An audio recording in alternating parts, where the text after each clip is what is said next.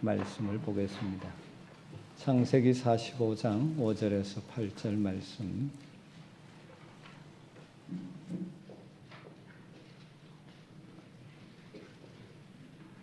말씀을 한 절씩 교독해서 읽도록 하겠습니다. 당신이 나를 이곳에 팔았다고 해서 근심하지 마소서, 한탄하지 마소서. 하나님이 생명을 구원하시려고 나를 당신들보다 먼저 보내셨나이다.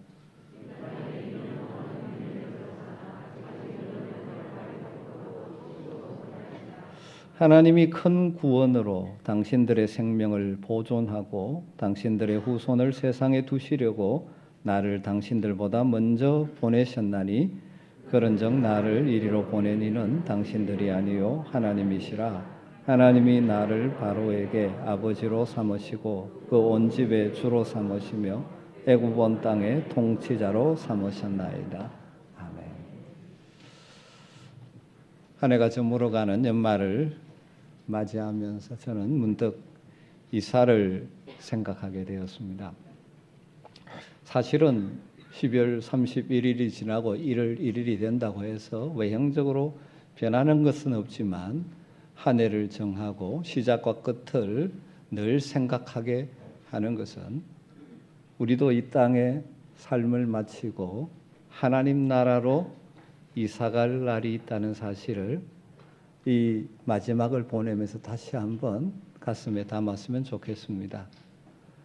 우리가 마지막 이사갈 그곳이 있다는 사실, 그러기에 이 땅의 것만 바라보고 이 땅의 것만을 쌓으려고 하는 삶이 아니라 다시금 눈을 들어 하늘을 볼 수 있는 그런 은혜가 있기를 주임으로 축복합니다.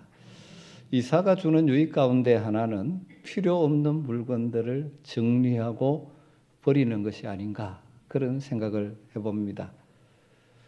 한때 필요하다고 가지고 왔지만 당장 쓸 뭐가 없어서 창고 속에 먼지만 잔뜩 묻어 있는 것들을 버리는 것이죠.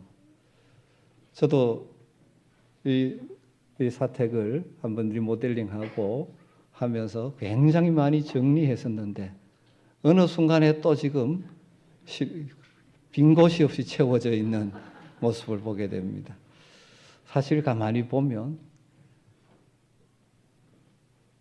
필요 없는 것임에도 불구하고 쌓아두고 붙들고 사는 것이 참 많은 것 같습니다. 버릴 것을 버릴 줄 아는 것이 지혜로운 삶인 것 같습니다. 한 해가 저물어 갑니다. 올 한 해 동안 여러분의 삶에 어떤 일이 일어났습니까? 여러 가지 일들이 있었죠. 좋은 일도 있었고 부정적인 일도 있었고 아픔도 있었을 것입니다. 우리의 삶에 긍정적이든 부정적이든 무엇인가를 올 한 해 동안 쌓여진 것이죠. 올 한 해를 보내면서 어쩌면 여러분의 인생의 창고를 한번 정리할 필요가 있지 않을까, 그런 생각을 해 봅니다. 그것이 한 해를 지혜롭게 마무리하는 비결 가운데 하나일 것 같습니다. 우리가 경험하고 당한 일들 가운데 어떤 일들은 내년까지도 가져가야 할 것이 있습니다. 가령 올 한 해 크게 깨달은 것이나 크게 가르침을 받은 것이나 큰 교훈을 얻은 것이나 이런 것들은 잊어버리지 말고 우리가 내년에도 품고 나가야 할 것입니다. 반면에 꼭 떨쳐버려야 할 일도 있을 것입니다. 한 해를 마감하면서 이 시간에 다시 한번 여러분의 인생을 돌아보며 정리하고 버려야 할 것이 있다면 버릴 수 있는 은혜가 있었으면 좋겠습니다. 특별히 올 한 해 상처받은 것들, 아픈 것들, 좋지 못한 경험들, 특별히 우리들이 꼭 처리하고 버려야 될 것은 억울한 일, 한스린 기억, 이런 것이 꼭 버려야 될 것 중에 하나라고 생각합니다. 여러분, 그것을 정리하지 않고는 새롭게 주어지는 시간을 하나님이 원하는 방식으로 살아갈 수가 없습니다. 그런 여러분의 상처나 아픔이나 부정적인 것들, 억울함 또는 거기에서 나오는 분노, 한 같은 것이 여러분의 인생을 잡고 이끌고 있다면 새로운 한 해가 주어져도 여전히 여러분은 불행과 아픔과 상처와 고통에서 자유롭지 못할 것입니다. 과거의 상처나 억울함이나 이런 부정적인 것들이 내 삶을 이끈다면 우리는 결코 하나님이 주시기를 원하는 참으로 복 있는 인생을 살아가지 못할 것입니다. 참으로 안타까운 사람은 과거의 상처에 매여서 살아가는 사람들입니다. 과거에 매여 현재를 사는 사람들은 미래를 준비하지 못하는 참으로 어리석은 사람들입니다. 흔히 많이 착각을 합니다. 무엇인가 한이 있으면 풀어야 된다고 생각하는데 여러분 그것은 잊고 버려야 합니다. 저는 오늘 2022년 송년 예배를 드리면서 이것을 우리가 어떻게 처리할까에 대한 말씀을 좀 나누려고 합니다. 성경에서 억울한 일을 많이 당한 사람 중에 한 사람이 요셉이라고 할 수 있을 것입니다. 요셉에 있어서 가장 억울하고 한이 되는 사건 세 가지를 꼽으라면 아마 다음과 같을 것입니다. 첫 번째로는 형제들로부터의 배신이죠. 요셉은 야곱의 12아들 중에 11번째 태어났습니다. 아버지 야곱이 요셉을 특별히 사랑했기 때문에 편애했기 때문에 형들인 요셉을 미워하고 싫어했습니다. 그러던 중 아버지가 멀리 양을 치러 간 형들에게 요셉을 심부름 보내죠. 그때 형들은 요셉을 붙잡아 어떻게 죽일까 의논하다가 구덩이에 던져버렸습니다. 그때가 소년이었죠. 여러분 구덩이에 던져진 요셉이 얼마나 공포스럽고 무서웠을까요? 아마 그건 평생 잊지 못할 상처였을 것입니다. 결국 형들은 요셉을 다른 나라의 노예로 은20에 팔아버렸죠. 이방 상인에 끌려가는 노예로 잡혀가는 요셉. 억울하고 두려움이 많았을 것입니다. 아마 그가 이 문제를 제대로 처리하지 못한다면 평생 억울함이나 한으로 인생을 낭비했을지도 모릅니다. 두 번째 요셉을 억울하게 만든 사건은 보디발 집에서 일어난 일이죠. 요셉은 그 당시 왕의 경호실장에 해당되는 보디발의 집에 노예로 팔려갔습니다. 거기서 하나님께서 요셉과 함께 하심으로 나름대로 인정을 받게 되어집니다. 보디발의 모든 소유를 맡아서 관리하는 사람이 되었습니다. 워낙 잘생기고 근실한 요셉은 보디발의 부인의 눈에 들게 되죠. 그 부인은 성적인 욕망을 이기지 못해서 막무가내로 요셉의 옷을 붙잡고 난리를 쳤죠. 하나님을 경외하고 자기 주인 보디발에 대한 의리를 지키는 요셉은 옷을 벗어 던지고 도망치게 됩니다. 이것이 화근이 되었죠. 보디발의 아내가 그 옷을 증거로 요셉을 소위 강간미수범으로 몰아붙여 버린 것이죠. 그런데 평소에 자기를 누구보다도 신뢰했던 보디발이 요셉에게 아무것도 묻지 않고 옥에 가두어 버립니다. 요셉은 하나님을 경외하고 주인에게 충성하고 끝까지 순결을 지켰는데 그 결과가 그렇게 되었습니다. 여러분 참 억울한 것 아닙니까? 세 번째로 요셉의 마음에 한이 될 수 있던 사건은 술 맡은 관원장에게 잊혀진 것이라고 생각합니다. 하나님께서 요셉이 감옥에 갇혀 있어도 함께 하셔서 그를 형통하게 하셨다고 성경은 말합니다. 감옥을 총괄하는 사람에게 요셉이 신임을 얻었습니다. 그러던 중 높은 고관 두 사람이 동시에 감옥에 들어오게 됩니다. 바로 왕의 술 맡은 관원장과 떡을 굽는 관원장이죠. 그들이 고관이니까 감옥에서도 특별 관리를 한 것 같습니다. 그래서 요셉에게 그들을 보살피고 숨기는 일을 맡기게 되죠. 그러던 중 두 관원장이 다 꿈을 꿉니다. 너무나 생생하고 신기한 꿈이어서 이 두 사람은 그 꿈에 대해서 궁금하게 되고 근심하게 됩니다. 그때 요셉이 하나님이 주신 지혜로 그 꿈을 해몽하게 되죠. 술 맡은 관원장의 꿈은 그가 3일 후에 다시 복직된다는 것이었습니다. 그래서 요셉은 그 술 맡은 관원장에게 내가 해몽한 대로 당신이 복직되면 꼭 나를 기억해 주시고 내 억울함을 풀어달라고 신신당부했습니다. 그런데 그 해몽대로 정확하게 3일 만에 복직한 술 맡은 관원장이 무슨 일인지 2년 동안 잊어버립니다. 혹시 풀려날 수 있을까 기대했는데 산산조각 나버렸죠. 이처럼 형제들에게 배신당해 노예로 끌려가고 보디발의 아내에게 강간미수범으로 몰려 옥살이하고 꿈을 정확히 해석해 주었음에도 불구하고 술 맡은 관원장에게 잊혀진 요셉. 그 후에 요셉에게 큰 기회가 왔죠. 애굽왕 바로가 어느 날 무시무시한 꿈을 2번이나 꿉니다. 너무나 생생하고 이상한 꿈이었죠. 그 꿈이 무엇을 의미하는지 답답한 바로왕은 많은 사람들에게 물어봤지만 누구도 그 꿈을 해석하지 못합니다. 그때 술 맡은 관원장이 자기 꿈을 해석했던 요셉을 2년 만에 기억을 해냅니다. 그래서 요셉을 바로왕 앞에 부르게 되죠. 거기서 역시 요셉은 하나님의 지혜로 바로왕의 그 두 꿈을 해석하게 됩니다. 그 두 꿈은 앞으로 7년간 풍년이 오고 바로 이어서 7년간 큰 흉년이 온다는 것이죠. 그래서 요셉은 바로에게 7년간 풍년의 고식을 잘 저장해서 7년 흉년을 준비하라고 제안을 합니다. 그때 바로는 자기 인생에서 가장 중요한 결정을 그 자리에서 하고 선포하죠. 요셉을 애굽의 총리로 세우는 것이죠. 그에게 모든 권한을 주고 우리나라식으로 말하면 옥새 같은 인장반지를 요셉에게 주는 것이죠. 요셉은 하루아침에 그 대국의 실세가 된 것입니다. 여러분이 요셉이라면 그 권한을 가지게 되면서 제일 먼저 무엇을 했을 것 같습니까? 아마도 자기를 판 형들은 멀리 있으니까 가까이 있는 술 맡은 관원장부터 먼저 불러드릴 것입니다. 그리고 이렇게 한마디 할지도 모르겠습니다. 내가 보니 너는 기억력이 많이 떨어지는구나.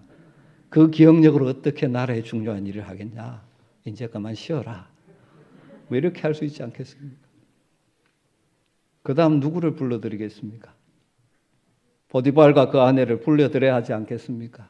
요즘식으로 말하면 과거사 진상조사위원회를 구성하고 억울하게 옥살이 했으니까 진상을 낱낱이 밝혀서 억울함을 풀어야 하지 않겠습니까? 내가 죄 없이 감옥에서 고생한 것처럼 너도 고생해봐라 하고 투옥시킬지도 모르겠습니다. 세상에 요즘 그렇게 돌아가고 있지 않습니까? 자기를 판 형은 어떻게 하겠습니까? 멀리서 당장 어떻게 할 수 없지만 기회만 주어지면 그 억울함을 다 갚아주고 싶지 않겠습니까? 그런데 요셉은 전혀 그렇게 하지 않습니다. 이런 억울함과 그로 인한 분노가 자신의 삶을 지배하도록 버려두지 않아요. 여러분 그렇게 살았다면 창조적인 일, 하나님이 하시고자 하는 일이 요셉의 삶에서 이루어질 수가 있겠습니까? 요셉은 다른 말로 하면 어떤 상처를 받았던 그것이 한이 되었던 거기에 이끌리는 삶을 살지 않았다는 것입니다.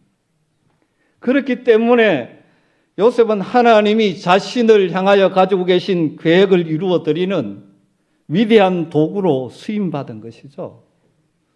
그가 애굽의 총리가 된 날로부터 열심히 애굽을 섬깁니다. 하나님이 바로에게 꿈을 꾸게 하신 대로 7년은 큰 풍년이 들죠. 그래서 각 성에 창고를 짓고 곡식을 저장합니다. 8년째부터 흉년이 들 때 그 저장한 곡식을 풀어서 나라를, 백성들을 먹여 살리는 것입니다. 그러던 중 흉년이 들고 2년째 되는 어느 날 애굽뿐만 아니라 이스라엘에도 흉년이 들으니까 야곱이 그 자식들을 애굽에 보내서 곡식을 사오라고 시켜서 요셉의 형들이 곡식을 사러 왔습니다. 요셉이 그 형들을 알아보죠. 형들은 요셉을 전혀 몰라봅니다. 그러다가 결국 형들이 다시 요셉에게 왔을 때 요셉은 자기가 누군지 그 형들 앞에서 밝히죠. 그러면서 하는 말의 내용이 오늘 본문의 내용입니다.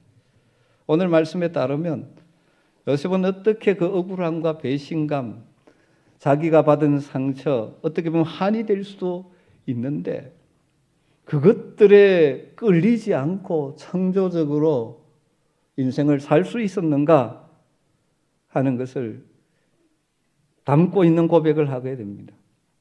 여러분 이것이 우리가 인생을 살면서 우리는 어쩔 수 없이 이런 상처 저런 상처 받고 때로는 억울하고 한스러운 일을 만나지만 거기에 매여서 인생을 허비하지 않고 하나님 우리 앞에 열어놓으신 새로운 인생의 길을 제대로 걸어갈 수 있느냐의 중요한 비결이 여기에 있는 것입니다. 45장 5절 말씀이죠.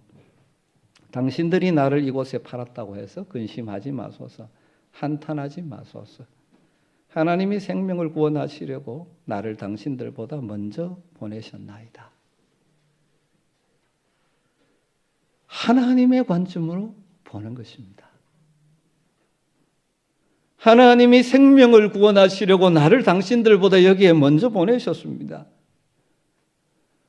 여러분이 나를 팔았지만 그러나 그 위에 하나님의 승리의 손길 또한 있었습니다. 이 한마디의 고백은 요셉이 자기가 고생하고 억울한 일을 한삼아서 한풀이 인생을 살지 않고 하나님의 목적을 따라 사는 가치 있는 삶을 살게 하는 원동력이 되었습니다. 안타깝게도 이 세상, 이 시대, 이 세상에는 어떤 자기가 받은 것이 있으면 갚아주는 것이 정의라고 생각하다 보니까 앞을 향하여 가지 않고 계속 한풀이 하면서 불행해져가는 인생들이 참 너무 많은 것 같습니다. 여러분, 우리가 우리 앞에 주어진 이 땅에서의 삶을 참으로 가치 있고 의미 있게 살려면 이 요셉과 같은 고백이 필요합니다. 살면서 억울한 일 당하지 않고 사는 사람 누가 있습니까? 상처받지 않는 사람 누가 있습니까? 여러분, 그러나 억울함과 상처, 그것이 한이 되어 거기에 매여 사는 불행한 인생이 되어서는 안 됩니다. 하나님 우리를 부르신, 그리고 우리를 위하여 준비해 놓으신 미래를 향하여 나갈 수 있는 믿음의 삶이 우리에게 있어야 하지 않겠습니까? 그러기 위해서 이런 고백이 필요한 것입니다. 하나님의 관점으로 바라보면서 살아가는 것이죠. 여러분, 이런 고백을 요셉이 할 수 있었던 비결은 무엇일까요? 두 가지로 정리하고 싶습니다. 첫 번째, 요셉은 어떤 상황이든지 하나님이 늘 그와 함께 하신다는 것을 알고 믿었기 때문입니다. 그러기에 이렇게 할 수 있는 것입니다. 하나님께서 요셉이 어디에서 어떤 상황에 있든지 함께 하셨습니다. 창세기 39장 2절을 보면 여호와께서 요셉과 함께 하심으로 그가 형통한 자가 되어 그 주인 애굽 사람의 집에 있으니 비록 보디발의 중에 팔려와서 종으로 있지만 하나님께서 그와 그 자리에 함께 하셨다는 것을 요셉은 알고 믿었기 때문에 39장 21절에 보면 여호와께서 요셉과 함께 하시고 그에게 인자를 더하사 전옥에게 은혜를 받게 하심에 감옥에 던져졌습니다. 우리 같으면 죄도 없이 던져져서 눈물 흘리고 울고 원망하기 쉬울 텐데 그곳에 있으면서도 요셉은 뭘 깨닫습니까? 비록 이 자리지만 하나님이 함께 하신다. 사랑하는 성도 여러분, 하나님은 요셉에게만 함께 하시는 분이십니까? 아니지 않습니까? 그의 자녀된 우리들과도 언제나 함께 하시는 분이십니다. 그런데 중요한 것은 무엇입니까? 하나님이 나와 함께 하신다는 것을 알고 깨닫고 사느냐 하는 것입니다. 계속해서 성경은 우리에게 약속하죠. 하나님 우리와 함께 하신다. 내가 너와 함께 한다. 너를 버리지 않는다. 너를 떠나지 않는다. 그렇게 약속하십니다. 그런데 이렇게 약속하신 것은 아닙니다. 네가 항상 내가 너와 함께 한다는 것을 너는 알 것이다. 느낄 것이다. 그렇게 말씀하지 않아요. 하나님 우리와 함께 하시는데 우리는 함께 하시는 것을 깨닫지 못하고 살기 쉬운 존재입니다. 그렇기 때문에 우리 편에서 우리와 함께 하시는 하나님을 지속적으로 바라보는 것이 필요한 것입니다. 요셉이 그랬습니다. 그는 어떤 상황에 있든지 하나님이 자기와 함께 하신다는 것을 알았습니다. 하나님께서 어떤 상황에도 자기와 함께 하심을 믿었기에 꿈을 해석할 수 있는 것이죠. 해석할 때마다가 뭐라고 이야기합니까? 내가 해석하는 것이 아니라 하나님께 해석이 있다. 하나님께서 깨닫게 해주셨다. 뿐만 아니라 요셉은 자신과 함께 하시는 여호와 하나님과 늘 교제하며 살았습니다. 상황은 어렵지만 그 상황에서도 함께 하신 하나님을 요셉이 꽉 붙들고 살았다는 것이죠.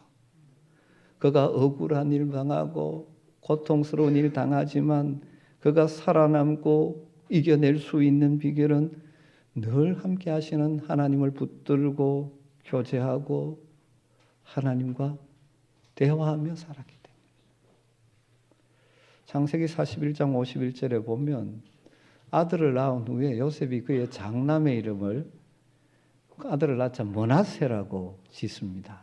그 의미가 무엇입니까? 하나님이 내게 내 모든 고난과 나의 아버지의 온 집의 일을 잊어버리게 하셨다 하며, 여러분 우리는 억울하다고 생각하면 사람을 원망하기 쉽고 더 나아가서 하나님을 원망하기 쉽습니다. 하나님이 살아계신다면서 왜 내게 이런 일이 생깁니까? 그렇게 생각하기 쉽습니다.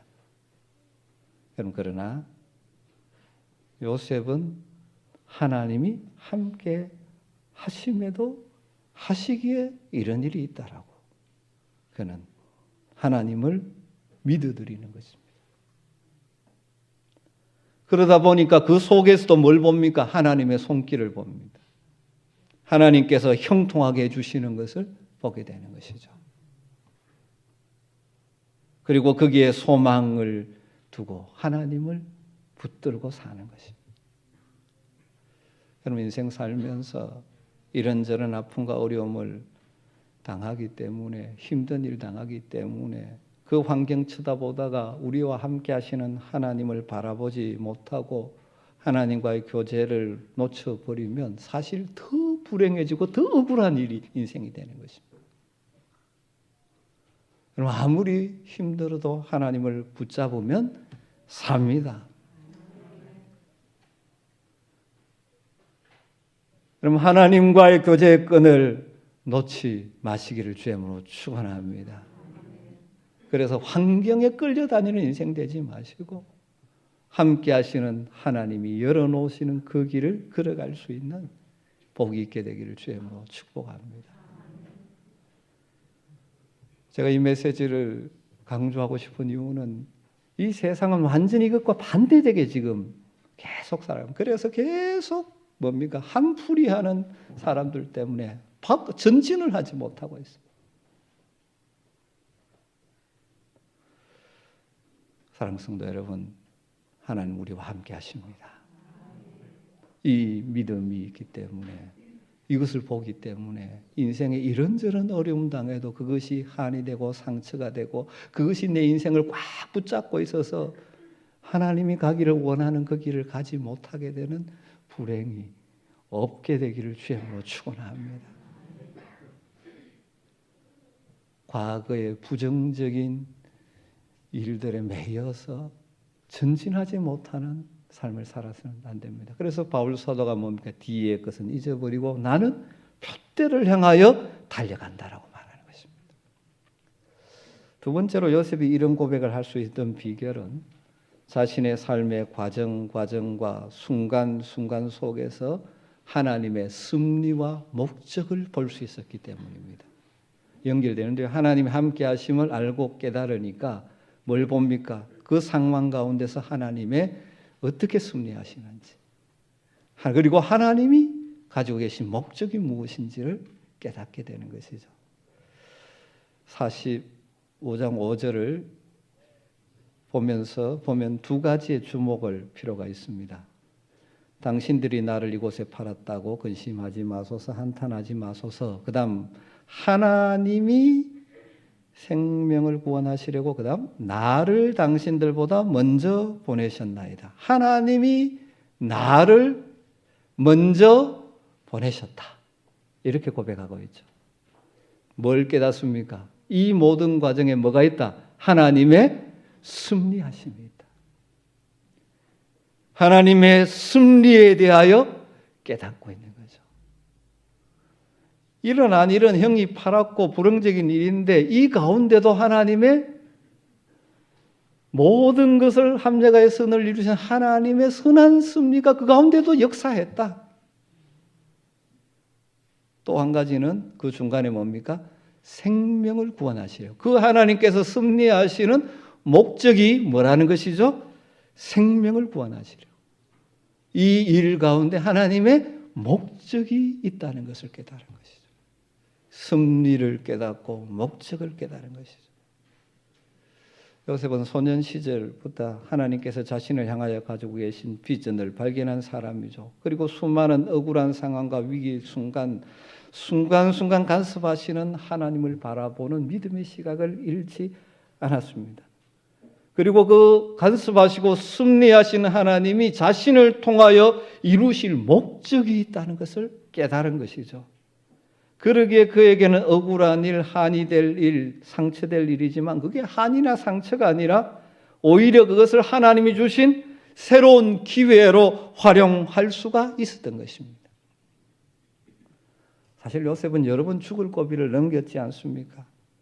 그렇기 때문에 그가 아직도 살아있다는 것을 보면 하나님께서 자기의 생명을 얼마나 존귀하게 여기시는지, 왜 이때까지 살리셨는지를 알 수 있었던 것이죠. 언제 버리거나 죽여도 아무런 표시가 나지 않는 천한 노예였던 자기를 하나님이 이날 이때까지 살리신 것을 생각해 보면 하나님이 자신을 얼마나 귀중하게 여기시며 자신을 통해 하시기를 원하는 일이 있다는 사실을 깨달은 것이죠.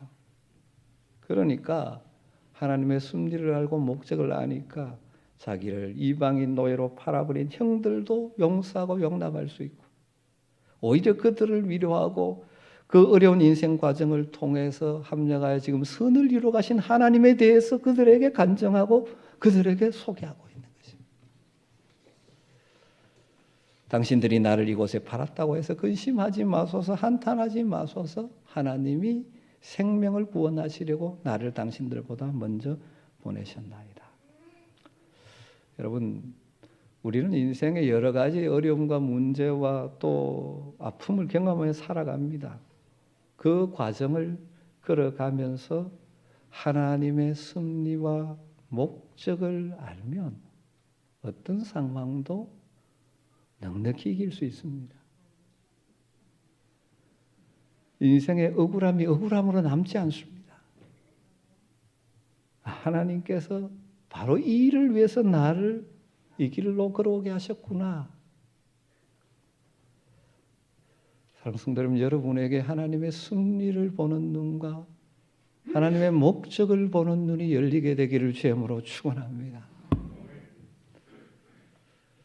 혹시 오늘 예배를 드리는 분들 가운데 억울한 일 당해서 아직도 그것을 풀지 못하고 마음속에 깊이 그게 묵혀 있어서 순간순간 올라오는 분들 혹시 없으십니까?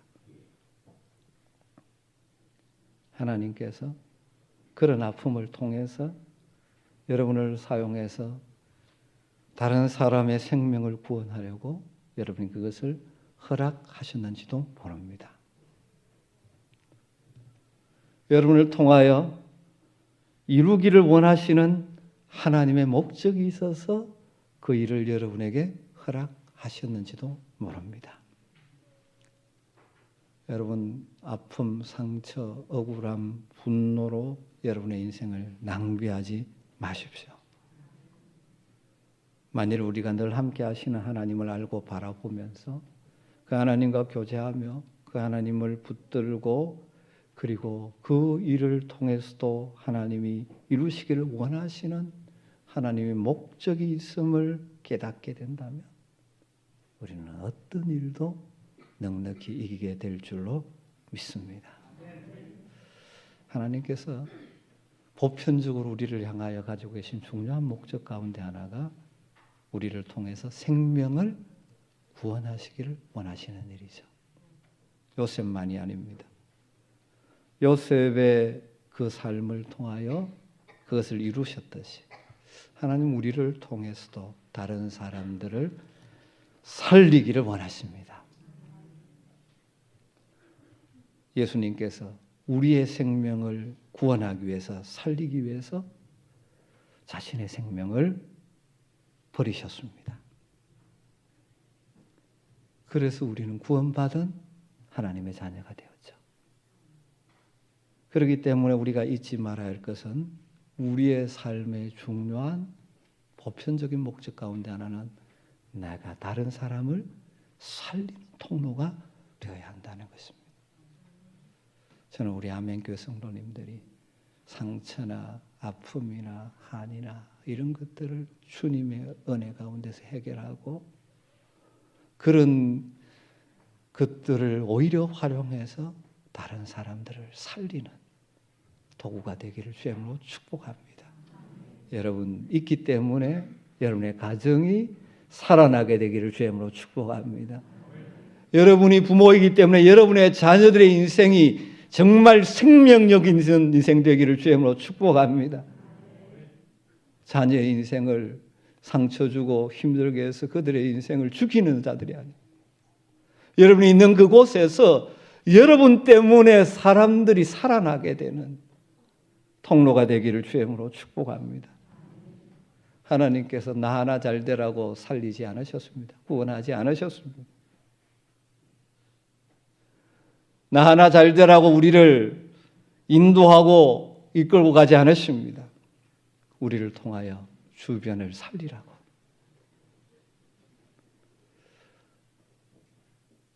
여러분 2023년도에는 하나님 허락하신 삶의 자리에서 살리는 자로 사시기를 주님으로 축원합니다.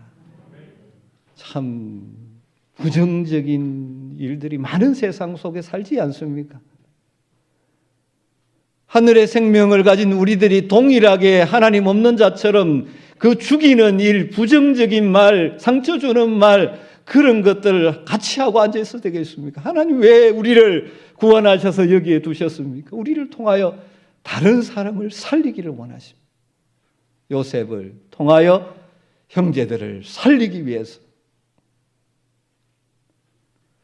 말씀을 정리하십시다. 2022년도 참 힘든 인생의 과정을 겪고 오면서 여러분들 많이 힘드셨죠. 또 억울한 일도 있었을지 모르겠습니다. 여러분이 혹시 그것이 상처가 되어 있고 그 부정적인 경험과 생각들이 여러분을 이렇게 붙들고 있는 분들 혹시 없으십니까?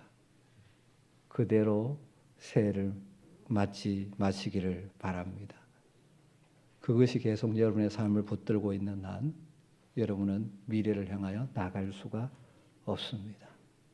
오늘 요셉을 보면서 요셉과 같은 하나님의 관점으로 우리의 삶을 보는 그런 눈이 열리게 되기를 주님으로 축원합니다.